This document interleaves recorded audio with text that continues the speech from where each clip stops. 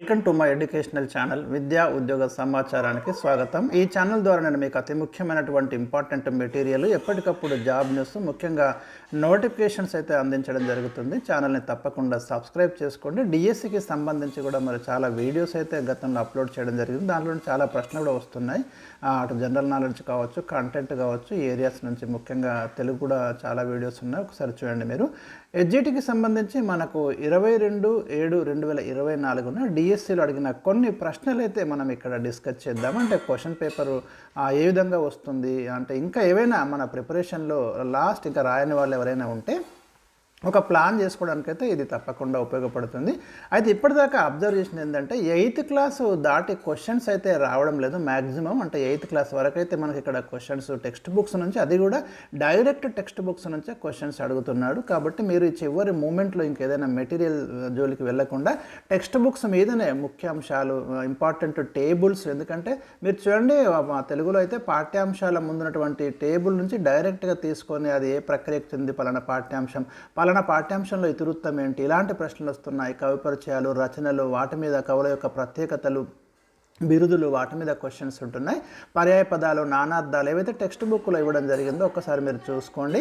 ఇక general knowledge విషయానికి వస్తే నేను ఒక వీడియో మీకు ఆల్రెడీ ఇచ్చాను ఒక 2 months బ్యాక్. జనరల్ నాలెడ్జ్లో ఏ ఏరియాస్ నుంచి క్వశ్చన్స్ వస్తున్నాయో అదే ఏరియాస్ నుంచి మీకు క్వశ్చన్స్ ఉంటున్నాయి. చూడండి, సదస్సులు, సమావేశాలు, క్రీడలు కావచ్చు, పర్సన్స్ కావచ్చు, ఇలాంటి ప్రశ్నలు అయితే కంటిన్యూగా అదే ఏరియాస్ నుంచి క్వశ్చన్స్ తీసుకుంటున్నాడు. ఒలింపిక్స్ మీద కూడా ఇచ్చాను. ఒలింపిక్స్ మీద కూడా మీకు ప్రశ్న అడగడం జరిగింది పారిస్, అంటే మన అంతకుముందు జరిగిన ఎగ్జామ్లో.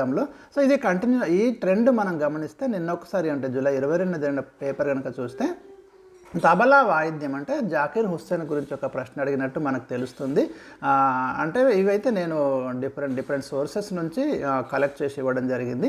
మీరు కూడా కామెంట్స్లో రాయండి నిన్న ఏమేమి క్వశ్చన్స్ అడిగారో. వీలైతే కీ కూడా ఇచ్చే ప్రయత్నం చేద్దాం మ్యాక్సిమము. నిన్న మార్నింగ్ సెషన్, ఆఫ్టర్నూన్ సెషన్ ఏవి క్వశ్చన్స్ వచ్చాయో నా కామెంట్ సెక్షన్లో పెట్టండి. ఇత్తు అనగా అంటే తెలుగు గ్రామర్ నుంచి ఒక ప్రశ్న కూడా అడిగాడు. ఇత్తు అనగా ఏమిటి అనేది ప్రశ్న ఇక్కడ అడగడం జరిగింది, మీరు గమనించండి. దశ దిశలు ఏ సమాసాల నుండి ఒక ప్రశ్న తీసుకున్నాడు. మండూకం పర్యాయ పదాలు, మండూకానికి పర్యాయ పదాలు గుర్తించండి అన్నాడు. ఇవి టెక్స్ట్ బుక్స్ బేస్డ్ క్వశ్చన్స్. ఇది కూడా కంప్లీట్ టెక్స్ట్ బుక్లో ఉన్న గ్రామరే అడుగుతున్నాడు, వేరే పదాలు కూడా ముట్టుకోవడం లేదంటే మీరు ఆలోచించండి. ఇక లఘుపతనకం, హిరణ్యకం, చిత్రాంగుడు, మందరకం, ఇది ఒక పాఠ్యాంశంలో ఉన్నటువంటి జంతువులు, పక్షుల పేర్లు, మారు పేర్లు అన్నట్టు ఇవి. వాటి గురించి ఒక ప్రశ్న అడిగినట్టు మనకు అభ్యర్థులు అయితే తెలియజేస్తున్నారు. అంటే క్వశ్చన్ ఈ కాన్సెప్ట్ నుంచి అయితే ఉంటుంది, చూసుకొని కొంచెం డిఫరెంట్గా ఉండొచ్చు కానీ అంటే ఈ ఏరియాస్ నుంచి ప్రశ్న ఉంటుంది నిన్న డిఎస్సి ఎస్జిటిలో. ఇంకా పిఎం పోషణ గురించి ఒక ప్రశ్న అడిగినట్టు మనకు తెలుస్తుంది. జార్ఖండ్ ముఖ్యమంత్రి చంపై సోరెన్ గురించి ఒక ప్రశ్న అడిగినట్టు మనకు అర్థమవుతుంది. లేటెస్ట్ కరెంట్ అఫైర్స్ అయితే మీకు ఆల్మోస్ట్ ఆల్ ఫిబ్రవరి, మార్చ్, జనవరి నుంచి కూడా కొన్ని ప్రశ్నలు తీసుకున్నట్టు మనకు అర్థమవుతుంది. అంటే ఈ 7 months 6 months అయితే చూసుకోండి, ఈ ఏరియా నుంచే ప్రశ్నలు అడుగుతున్నాడు. ఇక థైరాయిడ్ గ్రంథి స్రవించే హార్మోన్ ఏది అని ఒక ప్రశ్న అడిగినట్టు మనకు తెలుస్తుంది. థైరాక్సిన్ అనే హార్మోను అంటే హ్యూమన్ బాడీ, దాని మీద అంటే ఇంపార్టెంట్ గ్రంథులు కావచ్చు, హార్మోన్స్, ఎంజైమ్స్ మీద ప్రశ్నలు వస్తున్నాయి. ఇక క్రీడల నుంచి ఎక్కువ గోల్స్ సాధించిన ఫుట్బాల్ క్రీడాకారుని గుర్తించండి ఒక ప్రశ్న అడిగినట్టు మనకు తెలుస్తుంది. 19వ నామ్ సదస్సు, నేను చెప్పిన సదస్సుల మీద క్వశ్చన్స్ వస్తాయని. సో సదస్సు మీద ఒక ప్రశ్న అడగడం జరిగింది. చక్షు పోర్టల్, ఇది కూడా మన కరెంట్ అఫైర్స్ వీడియోలో నేను టచ్ చేయడం జరిగింది. చూడండి, చక్షు పోర్టల్ ఈ మధ్యన తీసుకొచ్చింది, అది కూడా అడిగాడు. ఇంకా సాంచి స్తూపం, ఇండియన్ హిస్టరీ నుంచి స్తూపాల గురించి ఒక ప్రశ్న అడిగినట్టు మనకు తెలుస్తుంది. మరి బహుశా సాంచి స్తూపం నిర్మాత ఎవరైనా, లేదంటే సాంచి స్తూపం ఏ రాష్ట్రంలో ఉందనా? మధ్యప్రదేశ్లో ఉంది. ఇది భారతదేశంలోని అతిపెద్ద స్తూపము, అశోకుడు నిర్మించాడు. అంటే ఈ ఏరియా నుంచి అయితే క్వశ్చన్ ఉన్నట్టు మనకు అర్థమవుతుంది. ఇంకా పంచవర్ష ప్రణాళిక నుంచి ఒక ప్రశ్న వచ్చినట్టు తెలుస్తుంది. బహుశా తొలి పంచవర్ష ప్రణాళిక కావచ్చు అది. 1951 నుంచి 56 మధ్య మొట్టమొదటి 5-year ప్లాన్ అయితే ఇంప్లిమెంట్ చేసినాం. బహుశా అది బేస్ చేసుకుని ఒక ప్రశ్న వచ్చినట్టు మనకు తెలుస్తుంది. కందరీయ దేవాలయం గురించి ఇండియన్ హిస్టరీ నుంచి కూడా ఒక ప్రశ్న బహుశా కంటెంట్లో వచ్చి ఉండొచ్చు ఇది. జ్యోతి బాపులే రచన గులాంగిరి, దీని మీద కూడా ప్రశ్న వచ్చినట్టు మనకు తెలుస్తుంది. టెక్స్ట్ బుక్ బేస్డ్ క్వశ్చన్స్ ఇవన్నీ కూడా. ఆయుధాలు జమ్మి చెట్టు మీద పెట్టింది ఎవరు అంటే అక్కడ ఎవరు పెట్టారు ప్రశ్న. కౌరవులు, పాండవులు పెడతారు. ఇది కూడా టెక్స్ట్ బుక్ బేస్డ్ టాపిక్ మీద రావడం జరిగింది.